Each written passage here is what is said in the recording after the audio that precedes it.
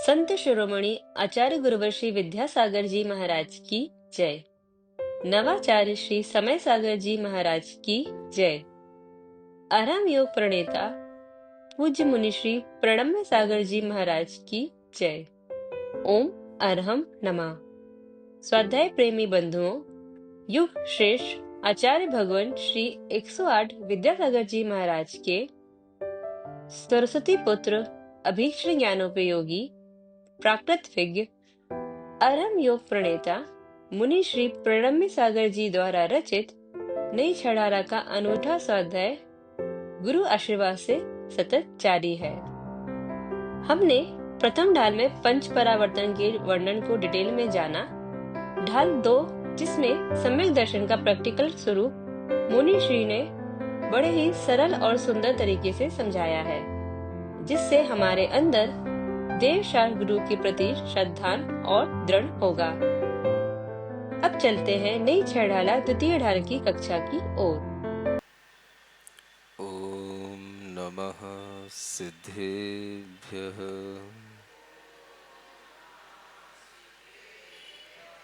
ओम नमः सिद्धेभ्यः।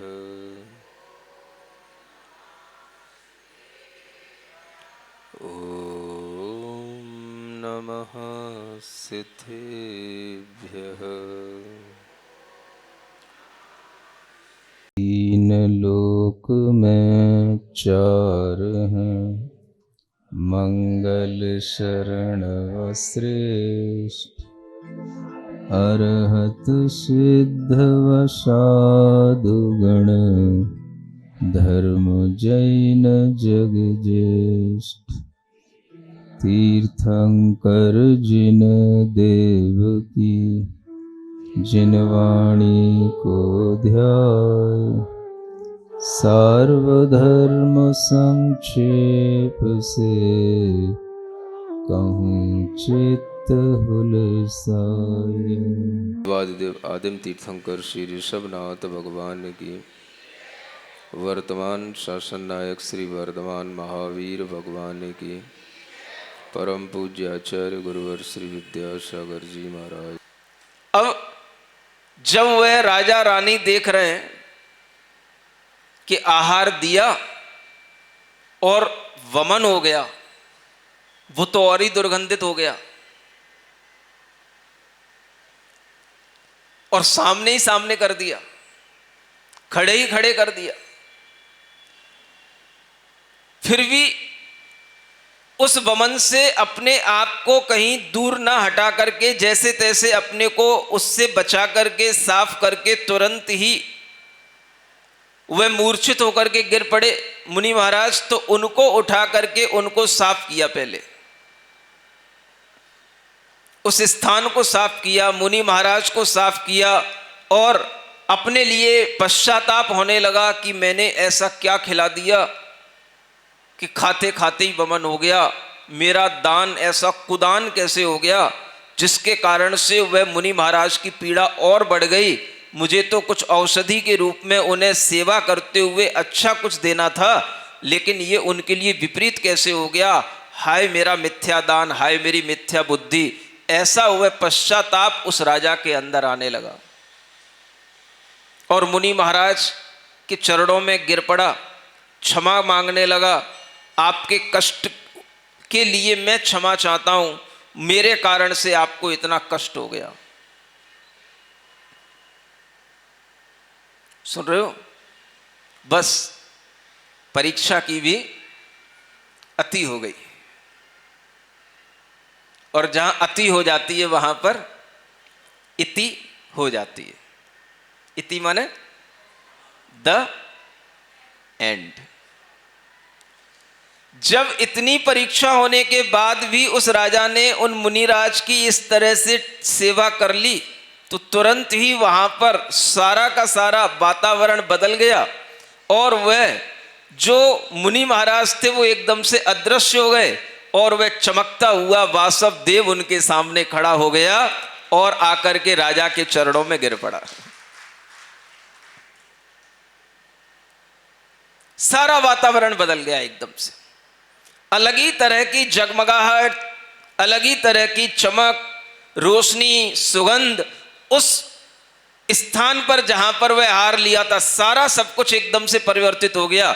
और वह देव, वह राजा और रानी दोनों के चरणों में प्रणाम करके कहने लगा, मुझे क्षमा कर दो,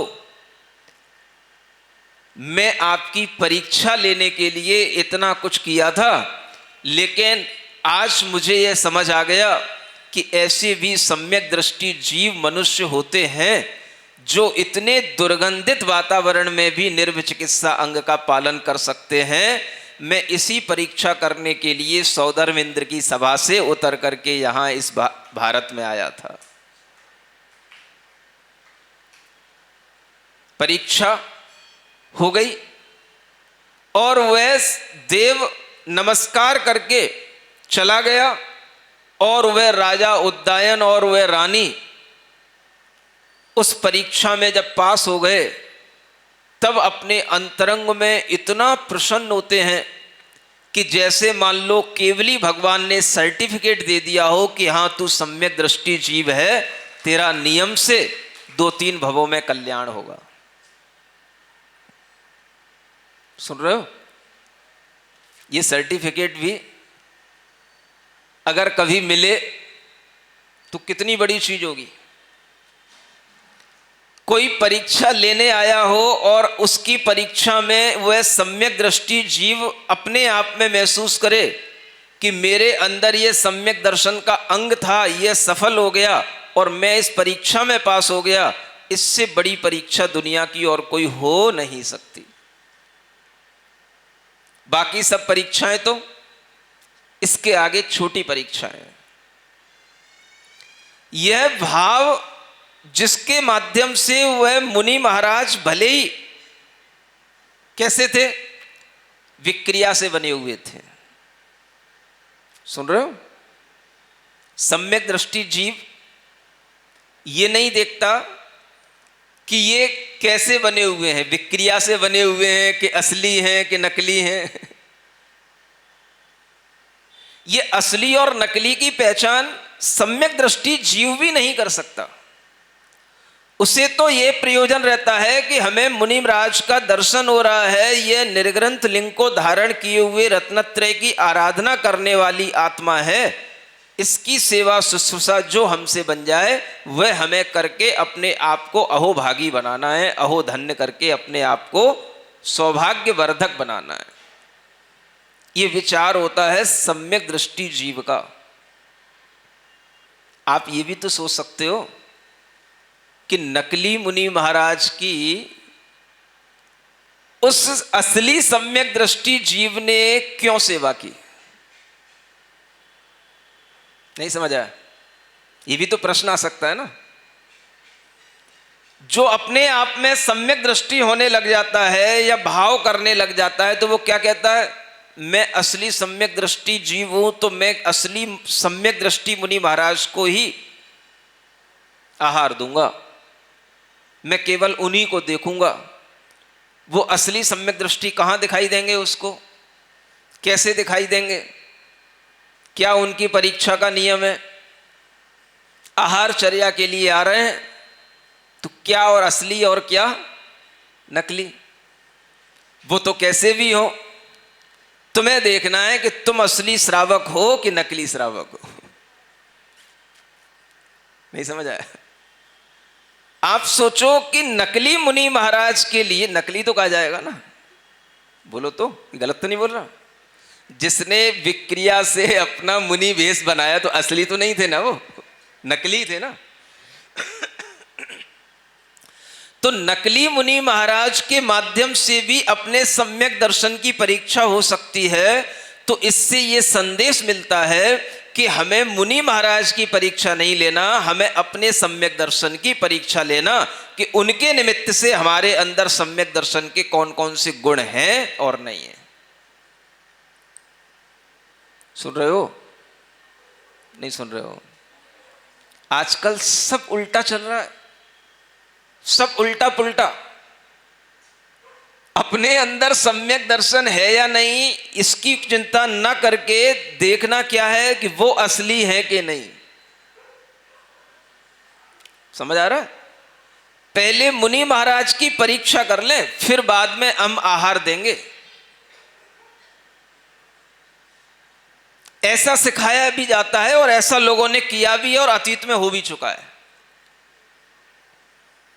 आचार्य शांति सागर जी महाराज जब कटनी गए थे एमपी में, तो उस समय पर पंडित जगन मोहन लाल जी शास्त्री, आप बड़े विद्वान, सबने नाम सुना होगा, तो उन्होंने भी पहले परीक्षा ली थी। पहली बार मुनि महाराज देखने में आ रहे हैं, मुनि महाराज तो होते ही नहीं है, यहां कहां से आ गए, तो परीक्षा लेकर के तब उन्हें स्वीकार किया था, तब उनको आहार दिए और उनकी पारणा कराई। क्योंकि विद्वान होते हैं तो विद्वान पहले इसी तरीके से अपने मन के अंदर ज्ञान रखते हैं, पहले सीख लेते हैं, हमें ये परीक्षा करने को कहा गया, परीक्षा करना है। सुन रहे हो? बोलो तो करो, क्या समझ में आ रहा है? परीक्षा करना, किस चीज की परीक्षा करना? आहार के समय पर आप क्या परीक्षा करोगे? पहले आहार तो दे लो, फिर बाद में परीक्षा कर लेना। आहार देने के बाद में ही पता पड़ जाएगा कि वो बेस असली है कि नकली है, जैसे ये पता पड़ गया। और आहार देने के बाद में अगर नकली भी निकल के आया तो तुम्हारा कोई नुकसान नहीं हुआ। नहीं समझ में आया? क्योंकि हमने तो क्या भाव किया? मुनि धर्म को आगे बढ़ाने के लिए हमने आहार दान दे करके अपना धर्म किया, लेकिन अगर ये नकली भी निकल करके आया तो बस अब समझ में आ गया कि नकली है। अब दोबारा वो देव आएगा मुनि महाराज बन के, तो क्या उद्यान आहार देगा उसको? बोलो तो। अब तो नहीं देगा ना, क्योंकि अब वह समझ गया कि हाँ, ये उद्यान राजा समझ गया कि यह परीक्षा लेने के लिए आया था। उसे पता नहीं था ये परीक्षा लेने के लिए आया है, तो उसे वह असली था। इसी तरह से श्रावक के लिए ये परीक्षा करने की प्रारंभ में आवश्यकता नहीं पड़ती आहार देते समय कि यह असली या नकली। परीक्षा कब हो जाएगी? आहार होने के उपरांत, जब आप बैठोगे, सुनोगे उनके भाव विचारों को, तो उसी से आप असली और नकली की परीक्षा कर लेना। समझ में आ रहा है? फिर अगर नकली समझ में आए तो बस अंतिम नमोस्तु, और असली समझ में आए तो महाराज पुनः दर्शन का लाभ मिले, ऐसी भावना कर लेना। नहीं समझ आया? इससे ज्यादा और क्या कहा जा सकता है? तो कभी कभी श्रावक भी इतना अति कर देता है कि उसे केवल परीक्षा ही परीक्षा दिखाई देती है, और उसे ऐसे उद्यान राजा जैसे दृष्टांत दिखाई नहीं देते, जहां पर आचार्य समंतभद्र महाराज ऐसे राजाओं के उदाहरण इस निर्विचिकित्सांग में दिए। सम्यक दर्शन कैसा होता है? एक उदाहरण नहीं है, 8 उदाहरण आपके सामने आएंगे अष्ट अंगों के। उन उदाहरणों से अपने आप को जोड़ जोड़ करके आगे बढ़ाते हुए, अपने अंदर उन गुणों की प्राप्ति करते हुए, उन गुणों की भावना करते हुए अगर आप अपना मानस बनाते चले जाएंगे तो 8 अंगों का वर्णन सुनने के बाद आप सम्यक दृष्टि बन जाएंगे, अगर करते रहे तो। सुन रहे हो? किससे बनोगे? इन अष्ट अंगों का भाव करने से, इनके जो एग्जाम्पल दिए जा रहे हैं उनमें रमने से। वही आपके लिए साक्षात आपके आइडियल पुरुष होंगे जो यहां पर ये दृष्टांत दिए जा रहे हैं। उन व्यक्ति के व्यक्तित्व में से अपने व्यक्तित्व की तुलना करने से हमारे अंदर सम्यक दर्शन आएगा। सुन रहे हो? समय सार पढ़ने से नहीं आएगा, न समय सार में कोई ऐसे दृष्टांत मिलेंगे जिनको सामने रख करके आप सम्यक दृष्टि बनने का भाव करो, न समयसार पढ़ाने वाले वह विद्वान आपके लिए आदर्श हो सकते हैं जिनके माध्यम से समयसार पढ़ाया तो जा रहा है, लेकिन आदर्श कुछ नहीं है। केवल समयसार पढ़ाया गया है, बस इतना ही आदर्श है। बस ऐसे आदर्शों से आप सम्यक दृष्टि नहीं बन सकते। सम्यक दृष्टि बनने के लिए आपको आचार्य समंतभद्र के यह 8 उदाहरण अपने दिमाग में रखने पड़ेंगे, और इन्हीं 8 उदाहरणों को नई छैडाला में पिरोया गया है मुख्यतः से सम्यक दृष्टि बनाए रखने के लिए। क्योंकि सम्यक दृष्टि बनने के लिए इससे बड़ी कोई चीज और समझ में नहीं आती पूरे जिनागम के अंदर। समझ में आ रहा है? जीव जीवादि तत्वों का श्रद्धान करने से सम्यक दर्शन होता है। कितना श्रद्धान है, एक बार सामने तो आओ। श्रद्धान करके बगले झांकते हैं और पीछे से कमेंट्स करते हुए या अपने घर के झोंकर क्या बोलते खिड़कियों से झोंक ढूंढते हुए उसमें से झोंकते हुए देखते हैं मुनि महाराज चले जा रहे हैं, कहीं हमारा सम्यक दर्शन बिगड़ ना जाए, इनके सामने आके नमोस्तु कर लें। तो ऐसे लोग होते हैं सम्यक दृष्टि। ये सोचने के लिए ही ये दृष्टांत आपको दिए जा रहे हैं।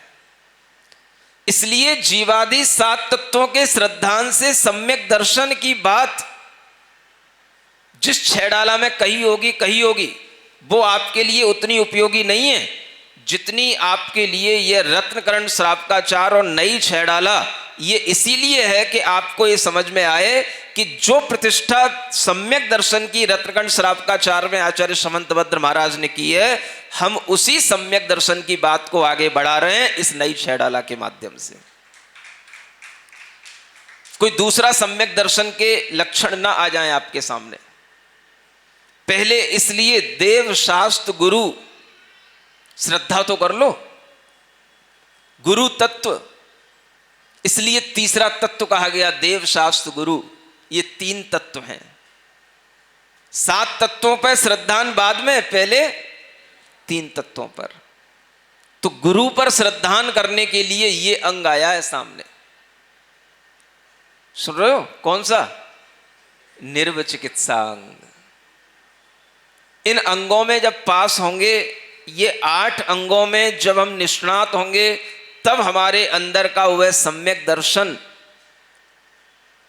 वह दर्शन मोहनी कर्म के उपसम 6 उपसम से बनेगा, और तब जाकर के हमें कोई दूसरा समय सार में बताया गया सम्यक दर्शन की हमारे अंदर एक पात्रता बनेगी। वह बहुत बाद की बात है। पहले आपको रत्नकर्ण श्रावकाचार वाला सम्यक दृष्टि बनना पड़ेगा। जो समय सार वाले सम्यक दृष्टि बनना चाहते हैं उन्हें तो सब कुछ त्याग करके पहले हमारे चरणों में आना पड़ेगा, यहां बैठना पड़ेगा, तब जाकर के आपको वह समय सार पढ़ने की योग्यता वाला सम्यक दर्शन मिलेगा। समझ में आ रहा है? इसलिए आप लोग न भ्रमित हों और न भ्रमित होने वाले लोगों से अपना संबंध जोड़ करके भ्रमित होने के लिए तत्पर हों। सम्यक दृष्टि जीव इतने स्पष्ट, इतने निर्वचिकित्सा आदि अंगों को धारण करने वाले, इतने उदार, इतने अपने आप में सरल होते हैं कि वह किसी भी प्रकार का आग्रह किए बिना सबसे पहले देव शास्त्र और गुरु की श्रद्धा रखने वाले होते हैं। इसलिए यहां पर 7 तत्वों के कोई उदाहरण नहीं दिए गए कि जीव तत्व में ये प्रसिद्ध हुए कि अजीव तत्व में ये प्रसिद्ध हुए। इन तत्वों की बात तो बाद में, पहले बात किसकी? देव शास्त्र गुरु की। इसलिए 8 ही अंगों में आप देखेंगे कोई उदाहरण देव के लिए है, कोई शास्त्र के लिए है और कोई गुरु के लिए है। इसलिए ये 3 अंग हमारे अंदर सम्यक दर्शन के 8 अंग को परिपूर्ण बनाने के लिए पर्याप्त होते हैं। यह विचार रख करके आपको निर्वचिकित्सा अंग के बारे में सोचते रहना है।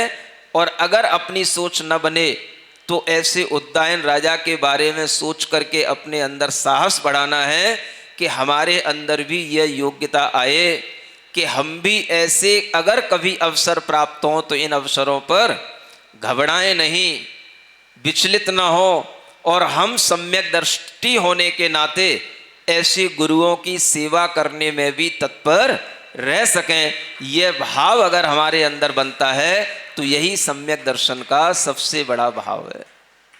ओम अरहम ओम अरहम ओम अरहम बोल, ओम अरहम ओम अरहम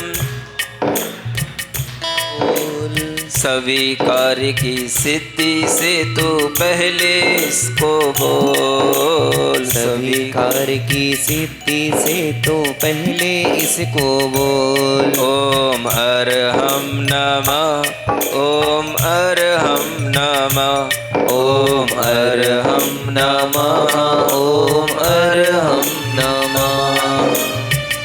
बोलिए महावीर भगवान की जय। जय बोलिए परम सिरिजिणवाणी जग कल्याणी जग जन मदतम मोहरी, जणमण हारी गढ़हर हारी, जम जरा भव रोग हरी।